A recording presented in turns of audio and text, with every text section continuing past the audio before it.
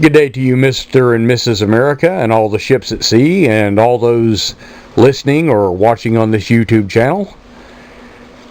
We're going to do another installment of Insanity in America. Part 17, Lies in Paint. You know, ever since mankind has had the ability to do depictions, they have used propaganda to convey a message to those they wish to indoctrinalize or indoctrinate to the message that they're propagandizing. One of the ways that man builds patriotism or spreads religion or does a number of things has been to propagandize it. But propaganda also has an evil purpose. It can also be used to spread absolute lies or to convey total nonsensical bullshit. I'm going to give you an example here. We're going to look at an old World War II or pre-World War II poster from Germany. Take a look at this picture really well. In this picture we see a hand clutching a knife, and the knife is being jammed through a book. On the sleeve of the hand is a red swastika, symbolic of the Nazi Party, the National Socialist Party of its time. And it's jamming a knife through this book, and it says, "This is the enemy." This is an actual poster that appeared in Germany, probably actually before the Second World War, probably in the 1930s. But the book, in case you have not guessed or cannot read the words on it, is the Holy Bible. Now, Hitler knew to accomplish what he wanted to accomplish in Europe, that he would have to drive people away from their Christian values. In other words, this is one thing that Satan knows very well. You cannot allow truth and righteousness in where you want to propagandize or indoctrinate people. And Hitler wanted a group of ruthless killers, of people that would see no mortal sin in genocide, a people that would not care nor have pity for their adversaries, or their, I should say, their victims, rather than their adversaries. But let's take a look at another picture here. Look at that.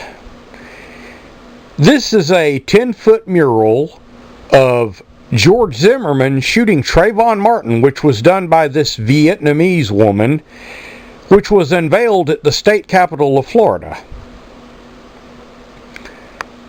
I want you to take time to notice some things about this picture. Things you may not catch right off the bat. First of all, I want you to notice that George Zimmerman is in a standing position, firing into the back of the head of Trayvon Martin. And Trayvon Martin's face has been blanked out.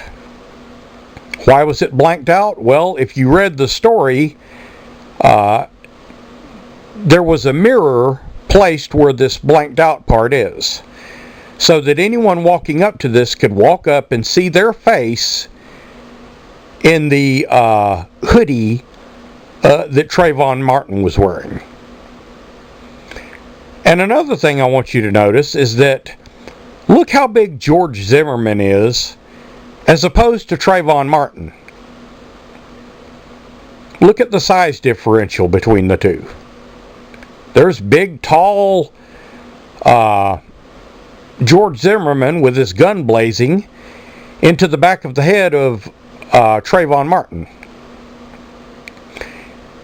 And then take note of Martin Luther King right next to Trayvon Martin with his head all bloodied. What is the underlying message here? Well, the underlying message here is that George Zimmerman ruthlessly killed innocent little Trayvon Martin, and it was just the same as killing Martin Luther King. In other words, nothing has changed. Racism still exists just as it always has, and this was a racist killing. Only there's a couple of facts that prevail. It's called truth. Not many people today seem to be familiar with it. But Martin Luther King was a purveyor of truth. In other words, he advocated peace and nonviolent protests. He advocated peaceful protesting against the system of that time. It is very doubtful that Martin Luther King would have ever charged a neighborhood watchman and beat the pure hell out of him to the point that the watchman pulled a gun and shot him. Martin Luther King was killed by a true racist. And he was killed because the racist did not like the ideas that he was putting out there. In other words, the truth that all men are created equal. However, what do you have in this picture? You've got quite the opposite. You've got the other message conveyed. You've got a man who was judged innocent based upon the evidence, shooting an innocent little boy in the back of the head, and also in the line of fire is the back of the head of Martin Luther King. A much deeper message for you.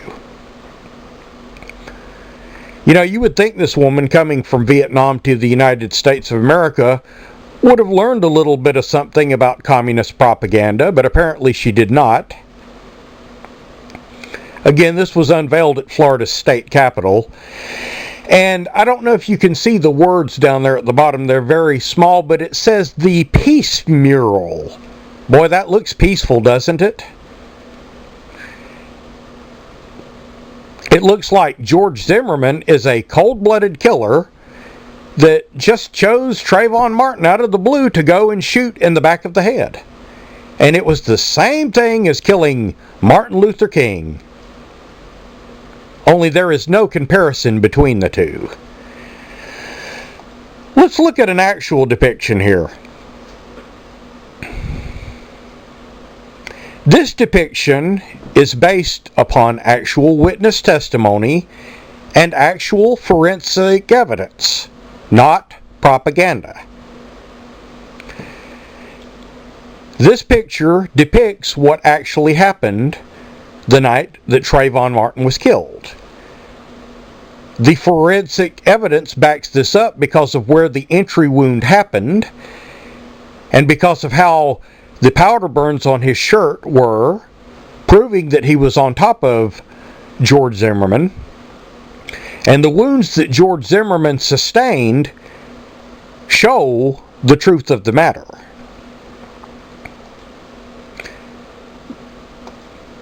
You can see here that George Zimmerman's nose was broken. It's not really showing up too well in this picture, but he had a black eye. His nose is all bloodied. And of course it would be from being broken. But not only that, look at the back of his head. You know, you have to hit your head very, very extremely hard in order to split the skin between your skull and whatever the object is that you're hitting to cause this kind of an injury. It took George Zimmerman 72 stitches to have this stitched up upon his head. 72 stitches in the back of his head. Now, the media withheld all these pictures at first. These did not come out till later. But this sure does not look like, to me, that Mr. Zimmerman was the aggressor. He may have gone against what the police told him to do as a neighborhood watch and followed Trayvon Martin. But, you know, as I've said in previous commentaries, if I am a youth walking home at night I would much rather have a neighborhood watch around than not to have a neighborhood watch around. However, that wasn't the case with Mr. Martin. He decided to attack George Zimmerman, obviously not knowing he was armed. And George Zimmerman, obviously in fear for his life, again, look at the injuries. You know, I know there are going to be some that say, well, George Zimmerman did that to himself. Yeah, I'm sure that he laid down on the concrete and beat his head till it split open like that, so he would have to get 72 stitches just so he could go out and kill a black youth.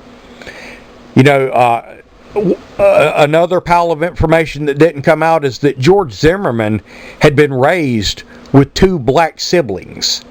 In other words, the Zimmermans had obviously adopted 2 other black children along with George Zimmerman, or in other words, he had 2 brothers that were black.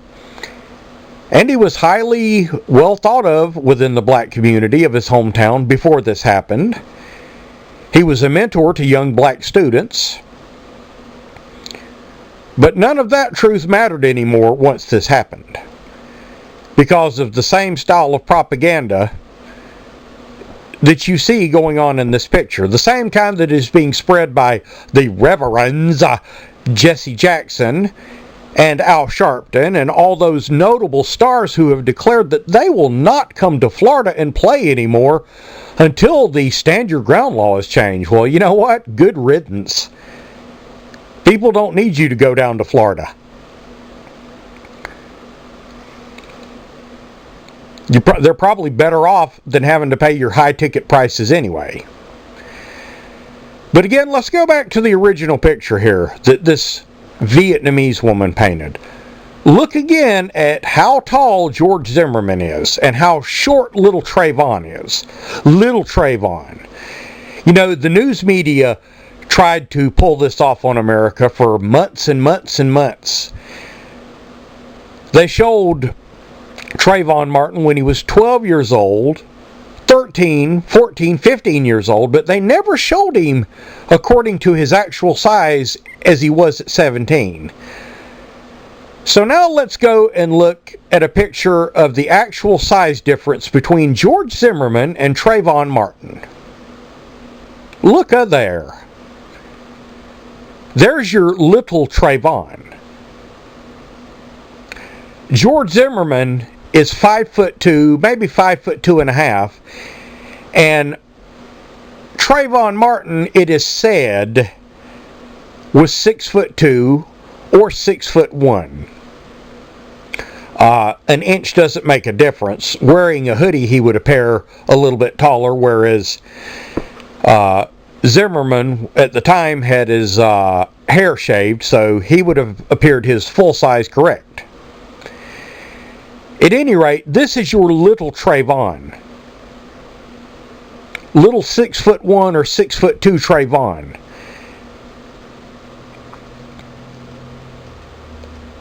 Again, let's go back to that first picture of the Nazi propaganda. This is the enemy. What, the Holy Bible, the Word of God, is the enemy of the German people? Well, it is if you plan to make a genocidal people out of a Christian nation. It is if you want to destroy the boundaries that are held together by faith. And that is exactly what this Vietnamese woman is doing here. The same kind of propaganda. In other words, let's draw a hooded figure, and instead of having Trayvon's face in it, let's put a mirror so that anyone can walk up and see their face and think, oh, that could have been me that was killed by a handgun. You know, I can't really think of too many instances where guns are running the streets killing people, because guns are inanimate objects. But that's another part of this agenda, is to do away with your right to protect yourself. You see, if they do away with your right to protect yourself, then guess what? Criminals can do pretty much what they want to you. Not everything. even beating you to death completely. Which I'll bet George Zimmerman probably wishes he had allowed to happen now through the hell he's been put through. But this is an abomination done by a pea-brained woman, probably at the behest and sanctioned by the Reverends Jesse Jackson and Al Sharpton. A picture depicting Trayvon in the same category as Martin Luther King? I don't think so. I don't think you'll find that Martin Luther King would have ever attacked a neighborhood watch or an officer of the law. Martin Luther King was a man of God who held to the truths of the Bible. Apparently, Trayvon Martin did not hold to those truths, or else he would have not attacked a neighborhood watch simply for watching him. Racial profiling or not. Most likely not, because whenever Zimmerman called in the first time, he didn't know what color Trayvon Martin was, as was recorded in the police calls. But then again, that part was censored out by most of the news media. However, they did play the part where George Zimmerman said, "These assholes always get away." In other words, conveying the message of hate. And that's exactly what this abomination that this woman has painted has done. It is an abomination, it is a lie, it is propaganda, and it would make Adolf Hitler proud. Because birds of a feather fly together. Are you fooled by this nonsense? Are you fooled by this lie? If you are, I feel very sorry for you.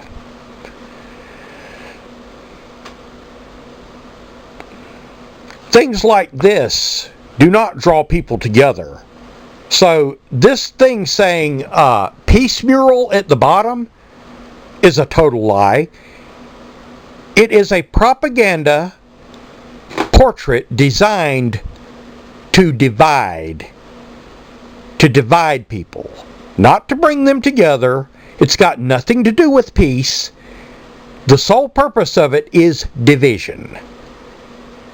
And there you have it.